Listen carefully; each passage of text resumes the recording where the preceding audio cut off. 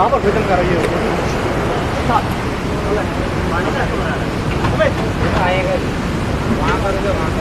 खतरा है भैया, हम इधर बैठ नहीं सकते। ये काम क्या है ये भाई? कुछ सोचो, हम क्या करेंगे इधर बैठ? इधर तो मकान देंगे, पैसा देगा, हम क्या करेंगे? चीफ मिनिस्टर साहब आए थे, उनने कुछ आपसे उनकी मुलाकात हुई? एक मिनट दीदी, इधर आ जाओ सारे। कुछ नहीं, बात आए तो भागा, आए तो भागा, क्या करेंगे?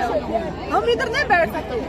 मैम कितनी उम्मीदें थी आपको चीफ मिनिस्टर? हम क्या उम्मीद थी, वो मिले नहीं हमें, ऐसे आए तो भाग गया। हम इधर इस जगह में नहीं बैठ सकते, हम क्या, खतरा है इधर। भैया जम्मू से आए हम। कब आई था आप यात्रा? भैया मंगलवार को आए थे हम। आप अभी मकीन से आए? जी और बहुत देर हो गए भैया, लेकिन ऐसा कभी नहीं हुआ। कितने लोग भी आ रहे बेनोश, पता नहीं था। कोई भी आ रहा खाना खा रहा होगा अपनी फैमिली से, पता नहीं कहाँ चला गया। माता रानी हाँ नहीं, मैं भैया ऊपर था, ऊपर चला गए थे भैया हम एक दिन पहले। चली गई। हाँ पूरे हादसे के जो है वो आई विटनेस है। जी बिल्कुल। क्या आलम था, क्या मंजर था उस टाइम जब ये हादसा हुआ? सबसे पहले तो सर हम जो पार वाला घर चले गए हैं, हम उस कमरे थे 5वें माले पे थे। तो जब मकान हिल रहा था हमने सोचा नॉर्मल भूचाल आया हुआ होगा। जब हमने बाहर देखा तो सीटी बजी वहाँ से एक कि भागो भागो। और पुल पे कम से कम उस टाइम सर उस एरिया में कम से कम 400 से 500 लोग हमको जो दिखा पार कर रहे थे। पुल तो खाली हो गया था लेकिन वो चढ़ाई चढ़ रही थी, इस साइड से भी इस साइड से भी। फिर हमने भी भागने का प्लान बनाया और हमारे पीछे से जो ही हम नीचे उतरे जंप करके, उस टाइम से वो मकान भी चला गया हुआ है। उसके बाद हमने देखा सर हमारे साथ से 3 डेड बॉडियाँ निकली। फिर हम उस साइड से मतलब थोड़ा सा सामने गए जहाँ बाढ़ रुक गई थी। फिर हमने वीडियो भी ऑन की, वो वीडियो भी हमारे पास मौजूद है। उसके बाद हम चले गए सर वहाँ पे अंदर, तो ये थे सबसे पहले कूदे हुए और इन्होंने कम से कम 10 से 15 डेड बॉडियाँ निकाली उस टाइम पे। उस टाइम पे कोई भी आर्मी पर्सनल नहीं था, कोई भी एनडीआरएफ एसडीआरएफ कोई भी मौजूद नहीं था। 1-2 आर्मी वाले बच्चे थे, वो भाग की साइड हो गए थे क्योंकि उनके भी जो जवान थे वो उनके सामने चले गए थे। एक बहुत बुरा हादसा जो हमने फेस किया, सोचा मर जाएंगे, ज़िंदा रहेंगे या नहीं रहेंगे, ये सब हमने देखा सर।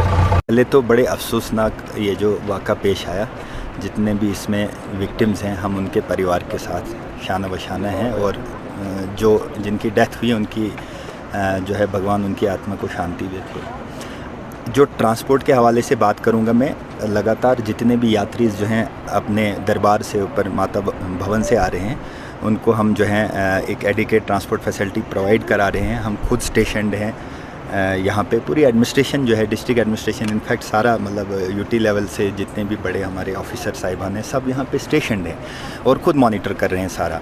अब कल जितने सबसे ज़्यादा रश तो कल यात्रीज़ का हुआ, जिनको हमने डिफरेंट मतलब इलाकों के थे, डिफरेंट रीजन्स के थे, उनको यहाँ से भेजा, गाड़ियाँ उनको प्रोवाइड कराई।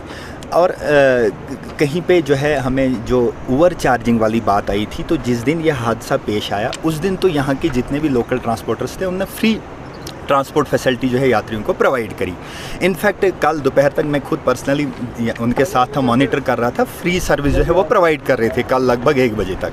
उसके बाद उन्होंने जो नॉर्मल जो जेन्युइन चार्जेस होते हैं वो लिए होंगे, वो भी लेकिन उनकी प्राइवेट गाड़ियों को हमने। उसके साथ साथ जो ऑनरेबल ट्रांसपोर्ट मिनिस्टर साहब का जो आया मतलब एक डायरेक्शंस आई थी, उन्होंने गाड़ियाँ दूसरे एरिया से डोडा से भी यहाँ पे डाइवर्ट करी थी। उनमें से कुछ गाड़ियाँ स्टेशन हमने गुलाबगढ़ रखी, कुछ गाड़ियाँ यहाँ पे सर्विस में चशोती में लगाई। जब अगर मैं नंबर की बात करूंगा तो 3 गाड़ियां JKSRTC की यहाँ सर्विस में लगी थी, जिनने चशोती से यात्रियों को गुलाबगढ़ लिया।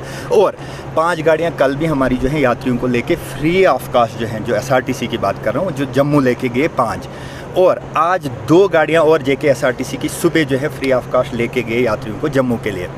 और साथ में 2 गाड़ियाँ और SRTC की अभी नीचे स्टेशन हैं और 3 गाड़ियाँ और किश्तवाड़ से हमने जो है मंगाई हैं, जो गुलाबगढ़ में स्टेशन रहेंगी। उसके बाद मैं छोटी स्टैंड की बात करूँ जहाँ से यात्री आके नीचे गुलाबगढ़ के लिए बैठते हैं, वहाँ पे भी इस टाइम भी आप अगर अभी जा रहे हो आप देखोगे लगभग 30 के आसपास गाड़ियाँ अभी स्टेशन है वहाँ पे, जो कि यात्रियों का वेट करते हैं। यात्री आते हैं, गाड़ियों में बैठते हैं, गाड़ियों में बैठ के नीचे गुलाबगढ़ जाते हैं। सर अगर से रेस्क्यू ऑपरेशन चल रहा है, चैलेंज एक बहुत बड़ी थी कि 10 से 15 हज़ार पिलग्रिम्स भवन में फंसे थे, उनको सेफली यहाँ से एवैक्यूएट करना था और साथ साथ जो इंजर्ड थे उनको शिफ्ट करना था, डेड बॉडीज़ थी उनको आइडेंटिफाई करके पहुंचाना था।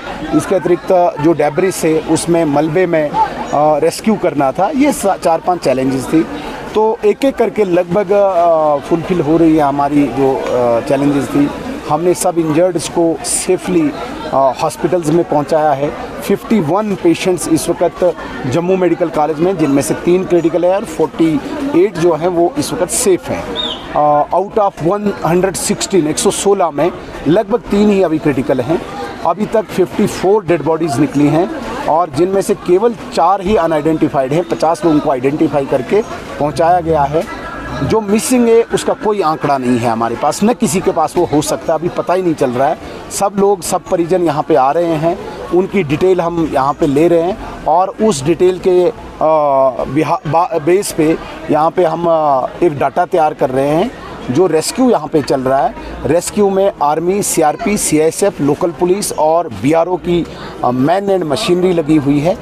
ऑपरेशन रेस्क्यू इसलिए भी स्पीड फुल स्विंग में नहीं था क्योंकि 10 से 15 हज़ार यात्रियों को यहाँ से सेफली निकालना था। वो अभी तक लगभग कंप्लीट हो गया है। अब ऑपरेशन रेस्क्यू भी फुल स्विंग पे है। जो जो डेड बॉडीज़ मिलती जाएंगी बाअदब, बाइज़्ज़त उनको घरों तक पहुँचाया जाएगा। जहाँ तक रिलीफ की बात है, रिलीफ डिफरेंट ऑर्गेनाइजेशंस ने अभी तक यहाँ पहुँचाया है, लेकिन इतनी रिलीफ की यहाँ पे आवश्यकता नहीं है। एडमिनिस्ट्रेशन ने भी यहाँ पे रखा हुआ है। हमने डोगरा समिति की तरफ से भी एक लंगर लगाया है। जितने लोग यहाँ पे आ रहे हैं, जो परिजन आ रहे हैं, लोकल हैं, सबको चाय पानी खाना पीना सबको मिल रहा है। यहाँ पे टेंट्स का भी इंतज़ाम किया हुआ है। लेकिन प्राकृतिक आपदा है, नेचुरल क्लाइमेटी है, इसमें इतना क्या कर सकते हैं।